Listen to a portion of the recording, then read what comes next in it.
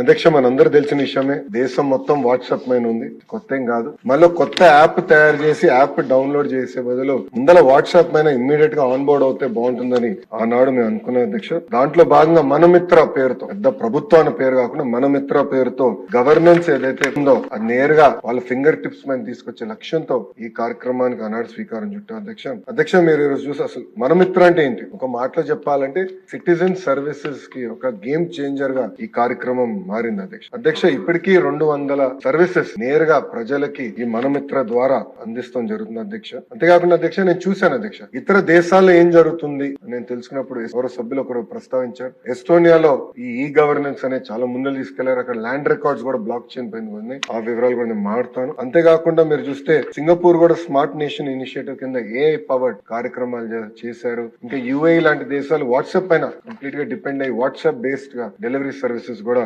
అందజేస్తాం జరిగింది. ఒక మాటలో చెప్పాలంటే మన కూటమి ప్రభుత్వం గవర్నెన్స్ లో సంస్కరణలు తీసుకొచ్చేదానికి ఇదొక కీలకమైన పాత్ర వాట్సాప్ ఉంటుందని మేము బలంగా నమ్ముతున్నాం అధ్యక్ష.